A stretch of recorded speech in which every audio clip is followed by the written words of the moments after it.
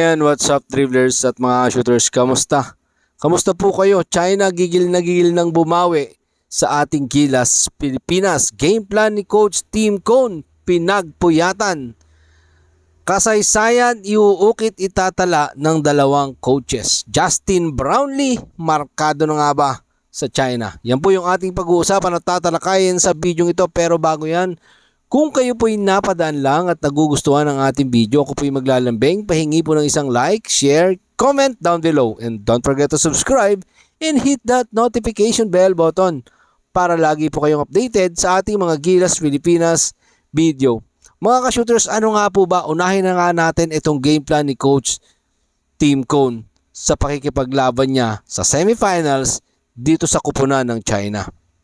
Hindi pa nga po napapanood ni Coach Tim Cone ang mga laro ng China at gagawa pa lang sila ng game plan after po ng laro nila kagahapon dito sa Iran, kung saan isang makapigil hiningang laban ang ibinigay ng Gilas Pilipinas kontra po dyan sa Iran. After po niya nagpahinga ng konti at manunood ng tape etong ating Gilas Pilipinas coaches para pagplanuhan ang kanilang plano ang game plan laban po sa kanila makakalaban sa semifinals na China, kung saan sila din po yung host nito mga shooters.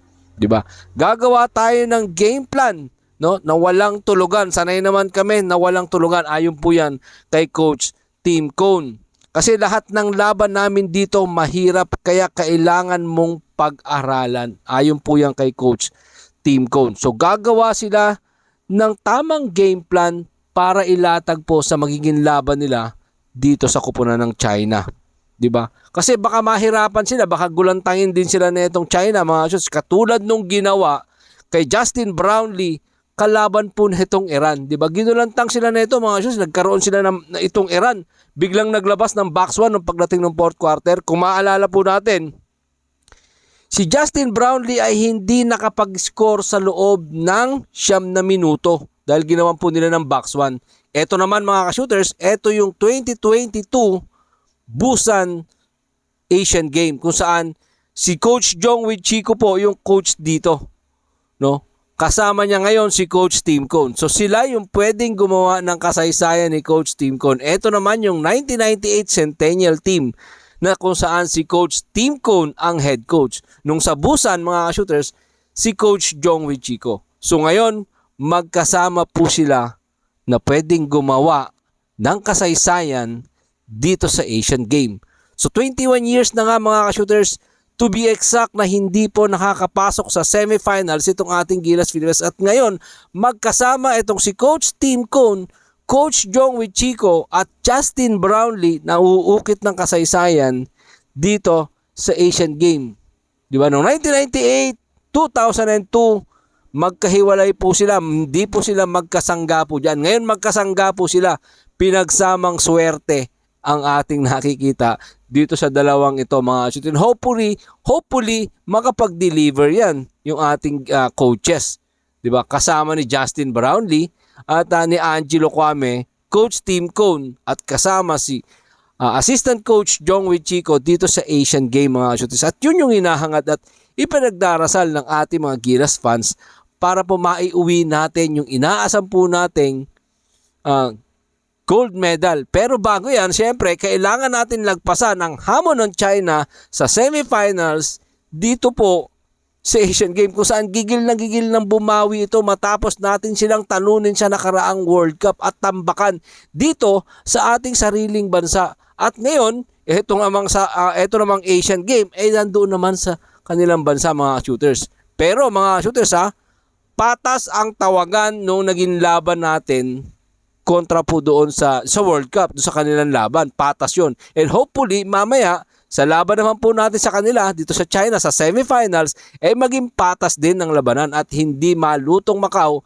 etong ating Gilas Pilipinas. At na nga pong makalaban itong coach ng China, si Coach Tim Cone at Coach Jong with Chico, na gagawa ng kasaysayan. At ang gusto ni Coach Tim Cone ay makatapat sa finals etong si Rondae Hollis Jefferson ng Jordan, at gusto niyang mabawian Siya mismo sinabi ni Coach Tim Cone na kaya nilang talunin ang kupunan ng Jordan once na magharap silang dalawa. Oras na magharap silang muli. Diba? Kakayanin na ni Junmar Fajardo, Justin Brownlee ang Kobe Bryant ng Jordan. And hopefully, mangyari po yan matapos nating talunin ng China mamaya. And hopefully, gumana yung mga game plan na pinag-aralan ni Coach Tim Cone sa loob ng 24 oras. Diba?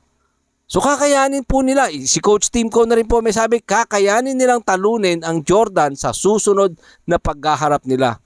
Eh, malay nyo mga shooters, championship natin mga katapat. Kasi etong Centennial team ni Coach Tim Cone, nanalo ito ng bronze medal noong 1998. Ito naman po ay hindi nakalusot yung kay Coach Jong Wichiko matapos ang maalat na pagkatalo kontra sa Korea. So, pwedeng pinagsamang kasaysayan, pwedeng pinagsamang buenas etong ating Gilas Pilipinas ngayon kasi nandyan si Coach Tim Cone, nandyan si Coach Jong Wichiko at kasama rin sa mga nag-practice noong nakaraan si Olsen Racela na naging player na siyang sumablay ng 2 puntos o 2 free throw doon sa laban natin sa Busan sa South Korea. And hopefully mga shooters, malagpasan ng Gilas Pilipinas etong hamon ng ating kupunan. Maraming salamat po sa inyong panonood. Ano man po ang inyong opinion, pag-usapan po natin dyan sa comment section. Maraming salamat. Ingat and God bless everyone. At Jorn, Laban Pilipinas, puso